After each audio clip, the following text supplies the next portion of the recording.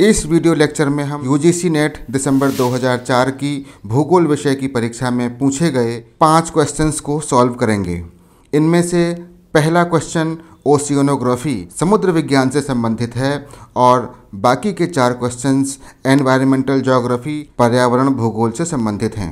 यह पाँचों के पाँचों questions net JRF, TGT, PGT, assistant professor के एग्ज़ाम के लिए, यूपीएससी के लिए, स्टेट पीएससी के लिए, इवन एसएससी के लिए भी बहुत अधिक इम्पोर्टेंट हैं। तो क्वेश्चन है, which one of the following is the correct sequence of ocean bottom topography? निम्न में से कौन महासागरीय नितल की भू रचना का सही क्रम है? ओशन बॉटम टोपोग्राफी के अंतर्गत हम लोग ओशन बॉटम अर्थात महासागरीय नितल पर पाए जाने वाले फीचर्स को देखते हैं। वैसे तो महासागरीय नितल पर कई सारे फीचर्स पाए जाते हैं, लेकिन अकॉर्डिंग टू आवर क्वेश्चन हम लोग सिर्फ 4 फीचर्स को ही देखेंगे, जैसे continental slope, continental shelf, continental rise और अबाइजल प्लेन। क्वेश्चन में पूछा जा रहा है कि तटीय क्षेत्र से समुद्र की ओर आगे बढ़ने पर यह जो 4 फीचर्स हैं उनके पाए जाने का क्रम क्या है। इन चारों फीचर्स को मैंने यहाँ नीचे एक डायग्राम के माध्यम से प्रदर्शित किया है। इस डायग्राम के लेफ्ट मोस्ट कॉर्नर में यदि हम देखें तो यहाँ पर यह एक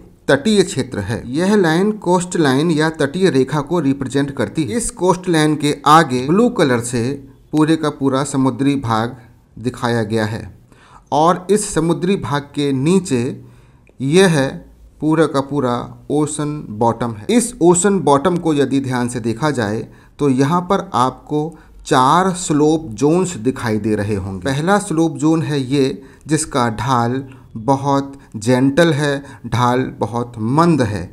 एक पॉइंट के आगे इस ढाल में अचानक तीव्रता आ जाती है।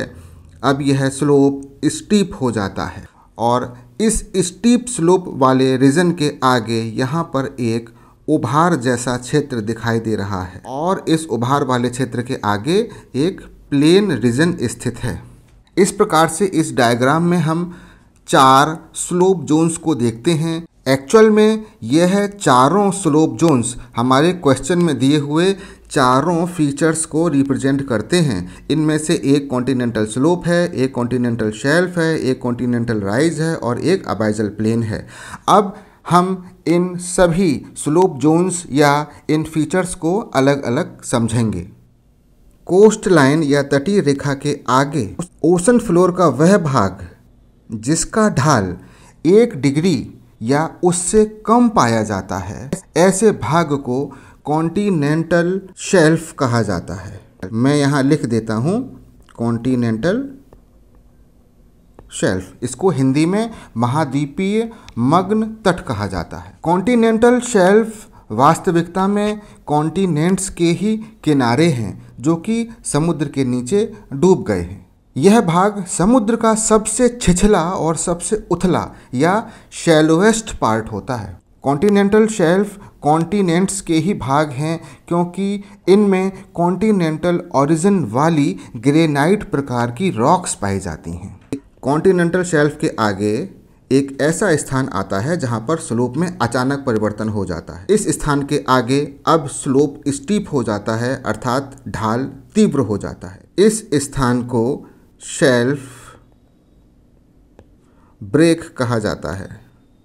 इस प्रकार कॉन्टिनेंटल शेल्फ कोस्ट लाइन और शेल्फ ब्रेक के मध्य स्थित जेंटल स्लोप वाला ओशन बॉटम फीचर है। शेल्फ ब्रेक के आगे अब ढाल में तीव्रता आ जाती है और अब ढाल 2 डिग्री से लेकर 5 डिग्री तक मिलता है। इस स्टीप स्लोप वाले ओशन फ्लोर के इस भाग को कॉन्टिनेंटल स्लोप कहा जाता है। कॉन्टिनेंटल स्लोप, हिंदी में इसको कहते हैं महाद्वीपीय मग्न ढाल।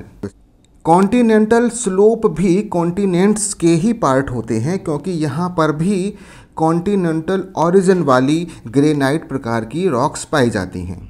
कॉन्टिनेंटल स्लोप का विस्तार शेल्फ ब्रेक से लेकर कॉन्टिनेंटल राइज की शुरुआत तक होता है। कॉन्टिनेंटल स्लोप के आगे यदि समुद्र की तरफ चला जाए तो अब ढाल में अचानक कमी आ जाती है और अब स्लोप घटकर 0.5 डिग्री से 1 डिग्री के बीच में ही रह जाता है। इस क्षेत्र में उभार देखने को मिलता है। वास्तव में यह उभार कॉन्टिनेंट्स से लाए गए सेडिमेंट्स के जमाव के फलस्वरूप निर्मित हुआ है और इसी कारण इसका ढाल कॉन्टिनेंटल स्लोप की तुलना में कम होता है। इस भाग को कॉन्टिनेंटल राइज कहा जाता है। कॉन्टिनेंटल राइज या महाद्वीपीय उभार। कॉन्टिनेंटल राइज के आगे की तरफ यदि हम चलें तो अब ढाल बिल्कुल फ्लैट हो जाता है और यह आगे जाके एक मैदान जैसे क्षेत्र से मिल जाता है। कॉन्टिनेंटल राइज के आगे स्थित यह मैदानी क्षेत्र वास्तव में अंडर वाटर प्लेन्स हैं जिनको अबाइजल प्लेन कहा जाता है। ABYSSAL abyssal plains. इनका ढाल बहुत कम होता है। यह अर्थ के सबसे फ्लैट रीजन्स हैं क्योंकि इसके नीचे जो भी ओशन बॉटम की टोपोग्राफी है उसको ऊपर से सेडिमेंट्स की लेयर्स ने ढक रखा है, जिसके कारण यह एक मैदान की तरह दिखाई देता है। इस प्रकार हम देखते हैं कि तटीय क्षेत्र से आगे की ओर समुद्र की तरफ चलने पर सबसे पहले हमको कॉन्टिनेंटल शेल्फ मिलेगा, उसके बाद कॉन्टिनेंटल स्लोप, फिर कॉन्टिनेंटल राइज और उसके बाद अबाइजल प्लेन की स्थिति मिलेगी। इस आधार पर हमारा ऑप्शन सी सही है। क्वेश्चन है, given below are two statements, one labelled as assertion and other labelled as reason, select your answer from the codes given below. यह क्वेश्चन कथन और कारण प्रकार का क्वेश्चन है। इसमें एक कथन दिया हुआ है और एक कारण दिया हुआ है। दोनों में ही एक एक स्टेटमेंट लिखा हुआ है। जैसे असर्शन में कहा जा रहा है, root osmosis process helps the plants to absorb elements in soluble form from the soil। इसका कारण बताया जा रहा है, all elements in the first instance get accumulated in the soil। हम सबसे पहले ऑस्मोसिस और उसके बाद रूट ऑस्मोसिस की प्रक्रिया को समझेंगे। उसके बाद हम देखते हैं कि असर्शन में जो कथन कहा जा रहा है क्या वह सही है और जो इसका कारण दिया जा रहा है क्या वह भी सही है और क्या यह कारण इस असर्शन के लिए फिट बैठता है या नहीं। ऑस्मोसिस या परासरण की प्रक्रिया में वाटर मॉलिक्यूल्स एक सेमी परमिएबल मेम्ब्रेन, मैं यहाँ पर एक सेमी परमिएबल मेम्ब्रेन बना रहा हूँ। यहाँ पर दोनों साइड में, इसके लेफ़्ट साइड में और इसके राइट साइड में दो लिक्विड हैं। एक तरफ हाई वाटर कॉन्सेंट्रेशन का लिक्विड है और दूसरी तरफ लो वाटर कॉन्सेंट्रेशन का लिक्विड है।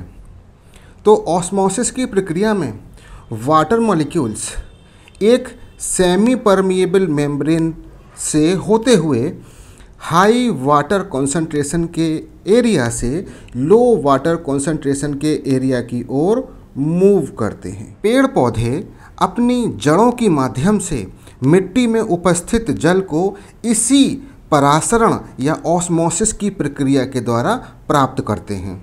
रूट ऑस्मोसिस की प्रक्रिया के द्वारा प्लांट्स की रूट्स में पाई जाने वाली रूट हेयर्स सॉइल में उपस्थित वाटर को एब्जॉर्ब करती हैं। यहाँ पर एक रूट दिखाई गई है और इस रूट की कई एक ब्रांचेस हैं और इन ब्रांचेस के आगे यदि आप ध्यान से देखें तो यहाँ पर कई सारे रूट हेयर्स हैं। यहाँ पर एक रूट हेयर इस तरीके से दिखाया गया है और ये पार्ट जो ब्राउन कलर से दिखाए जा रहे हैं ये सॉइल है और सॉइल के बीच में ये ब्लू कलर का वाटर है। ये रूट हेयर्स सॉइल में उपस्थित वाटर को ऑस्मोसिस की प्रक्रिया के द्वारा एब्जॉर्ब कर लेते हैं। रूट ऑस्मोसिस में सॉइल में उपस्थित वाटर का कॉन्सेंट्रेशन हाई होता है, जबकि रूट हेयर्स की जो सेल्स हैं उसमें उपस्थित जो लिक्विड मटेरियल है या जो वाटरी मटेरियल है उसमें वाटर का कॉन्सेंट्रेशन लो होता है, जिस कारण वाटर सॉइल से इस रूट हेयर की ओर मूव करता है। यहाँ पर रूट हेयर्स की जो सेल्स होती हैं वो सेमी परमिएबल मेम्ब्रेन की तरह कार्य करती हैं। जिस प्रकार से मनुष्यों को ग्रोथ और मेटाबॉलिक एक्टिविटीज़ को सुचारू रूप से चलाने के लिए न्यूट्रिएंट्स की आवश्यकता होती है।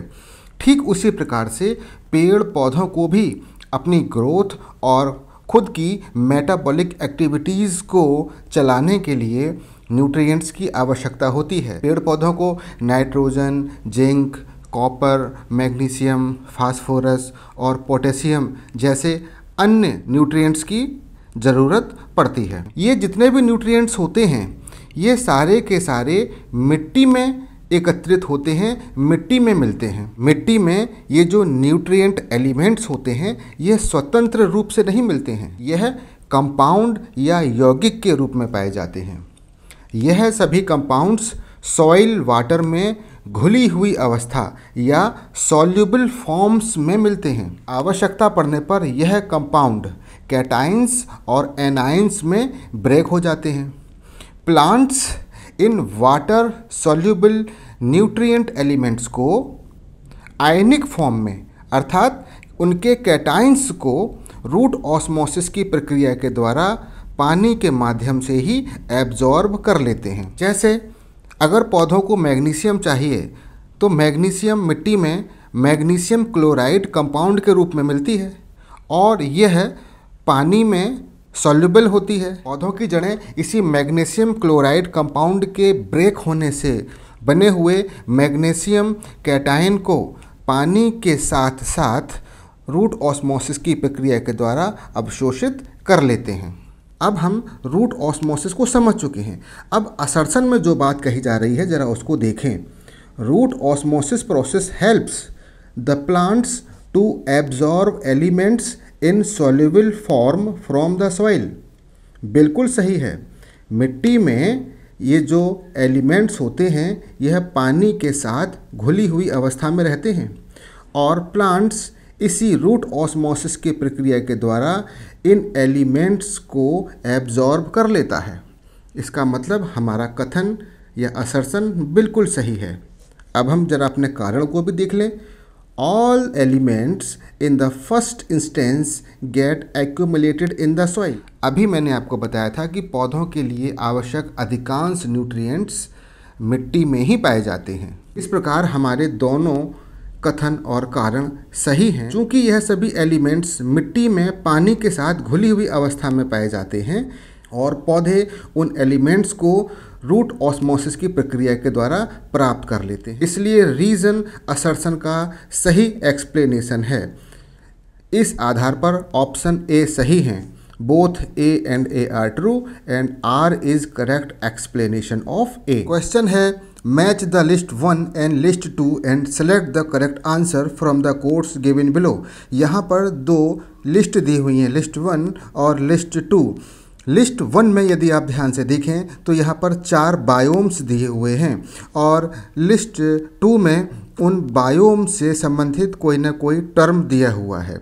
जैसे यहाँ पर marine biome, taiga biome, Mediterranean biome और ट्रॉपिकल बायोम, और इनसे संबंधित टर्म्स दिए हुए हैं जैसे monsoon deciduous forest, sclerophyll ecosystem, phytoplankton और बोरियल फॉरेस्ट। लिस्ट 1 में दिए हुए बायोम का लिस्ट 2 में उनसे संबंधित टर्म से मिलान करते हुए हम लोग सही विकल्प का चयन करेंगे।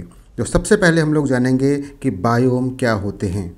सपोज़ यह एक बड़ा ज्योग्राफिकल एरिया है और इस ज्योग्राफिकल एरिया का अपना एक विशेष क्लाइमेट है, अर्थात इसमें टेम्परेचर, रेनफॉल और ह्यूमिडिटी से रिलेटेड जो भी कंडीशंस हैं वो इसके एडजेसेंट एरिया से भिन्न प्रकार की हैं। अब इस बड़े ज्योग्राफिकल एरिया में एक स्पेसिफिक क्लाइमेट होने के कारण यहाँ पर एक विशेष प्रकार की सॉइल कंडीशंस का निर्माण हो गया है। अब इस ज्योग्राफिकल एरिया पर लॉन्ग टर्म स्पेसिफिक क्लाइमेट और स्पेसिफिक सॉइल कंडीशंस के कारण अडेप्टेशन के परिणाम स्वरूप या अनुकूलन के परिणाम स्वरूप विशेष प्रकार की और विशेष किस्म की वनस्पतियों और जीव जंतुओं का विकास हो गया है। अतः हम कह सकते हैं कि किसी बड़े ज्योग्राफिकल रीजन पर उसकी विशिष्ट जलवायु दशाओं के कारण अडप्टेशन के परिणाम स्वरूप, अडप्टेशन ADPTATION, अडप्टेशन या अनुकूलन के परिणाम स्वरूप उत्पन्न या विकसित होने वाली प्लांट्स तथा एनिमल्स की कम्युनिटी, COMMUNITY, कम्युनिटी या समुदाय, या इसको हम कह सकते हैं असेंबलेज, ASSEMBLAGE,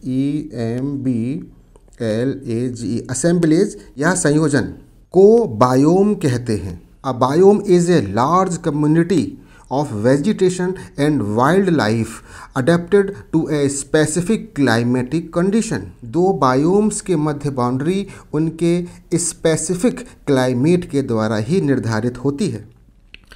क्वेश्चन में मैरीन बायोम से संबंधित टर्म है phytoplankton. Phytoplanktons microscopic single celled photosynthetic organisms होते हैं। यह समुद्र की ऊपरी सतह पर फ्लोट करते रहते हैं। यह जीव फोटोसिंथेसिस की प्रक्रिया के द्वारा अपने भोजन का निर्माण स्वयं करते हैं, अर्थात यह स्वपोषी होते हैं। स्वपोषी होने के कारण यह एक्वेटिक इकोसिस्टम या मैरीन इकोसिस्टम के प्राइमरी प्रोड्यूसर्स होते हैं और फूड वेब या फूड चेन के आधार पर स्थित होते हैं। टैगा बायोम को बोरियल फॉरेस्ट बायोम या स्नो फॉरेस्ट बायोम भी कहा जाता है। सिर्फ और सिर्फ नॉर्दर्न हेमिस्फीयर में 50 डिग्री नॉर्थ से लेकर 60 डिग्री नॉर्थ लैटिट्यूड्स तक इस टैगा बायोम या बोरियल फॉरेस्ट बायोम की स्थिति पाई जाती है। यहाँ तापमान बहुत कम पाया जाता है और प्रेसिपिटेशन या वर्षण बहुत कम होता है। यहाँ पर कोणधारी वनस्पति या कोनिफेरस ट्रीज पाए जाते हैं, जैसे पाइन और स्प्रूस। मेडिटेरेनियन बायोम से संबंधित शब्द है स्क्लेरोफिल इकोसिस्टम। मेडिटेरेनियन बायोम को स्क्लेरोफिल बायोम भी कहा जाता है। यहाँ गर्मियों में तापमान अधिक होता है और बरसात नहीं होती है। यहाँ पर रेनफॉल सिर्फ और सिर्फ विंटर्स में होता है। यह बायोम दोनों हेमिस्फीयर में, नॉर्दर्न हेमिस्फीयर में और सदर्न हेमिस्फीयर में, कॉन्टिनेंट्स की वेस्टर्न साइड में 30 से 40 डिग्री अक्षांशों के बीच पाया जाता है। इस क्लाइमेट में समर ड्राई तथा हॉट होती है। अडप्टेशन के परिणाम स्वरूप ऐसी वेजिटेशन का विकास हुआ है जो इस क्लाइमेट को सहन कर सके। इस वेजिटेशन की पत्तियां छोटी, मोटी और हार्ड होती हैं। इनकी संरचना इस प्रकार की होती है कि इन पत्तियों से ट्रांसपिरेशन के द्वारा होने वाला वाटर लॉस कम हो जाता है। ट्रॉपिकल बायोम के अंतर्गत मानसून डेसिडुअस फॉरेस्ट बायोम को सम्मिलित किया जाता है। इस बायोम की विशेषता है कि यहाँ पर एक लंबे ड्राई सीजन के बाद रेनी सीजन आता है। ड्राई सीजन से पहले वाटर लॉस को रोकने के लिए पेड़ अपनी पत्तियों को गिरा देते हैं और रेनी सीजन की शुरुआत में नई पत्तियां निकल आती हैं। इस बायोम में रेनफॉल मानसून विंड्स से प्राप्त होता है, जिस कारण इन वनों को मानसून डेसिडुअस फॉरेस्ट कहा जाता है। इस प्रकार मैरीन बायोम का संबंध है फाइटोप्लैंक्टन्स से, टैगा बायोम का संबंध है बोरियल फॉरेस्ट से, मेडिटेरेनियन बायोम का संबंध है स्क्लेरोफिल इकोसिस्टम से और ट्रॉपिकल बायोम का संबंध है मॉनसून डेसिडुअस फॉरेस्ट से। इस आधार पर हमारा ऑप्शन ए बिल्कुल सही है। क्वेश्चन है which one of the following is the most important factor responsible for decline of biodiversity. जैव विविधता में कमी के लिए निम्न में से कौन कारक सबसे महत्वपूर्ण उत्तरदायी है। सबसे पहले हम लोग जैव विविधता या बायोडाइवर्सिटी के बारे में जानेंगे। देखिए, किसी ज्योग्राफिकल एरिया में जीवों की विविधता एवं संख्या को जैव विविधता या बायोडाइवर्सिटी कहते हैं। Biodiversity is the variety and number of organisms in a specific geographical area.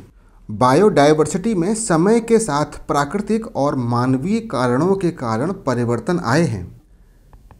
E.O. Wilson के अनुसार बायोडाइवर्सिटी शब्द की रचना करने वाले सबसे पहले व्यक्ति थे W.G. Rosen, ROSEN, Rosen.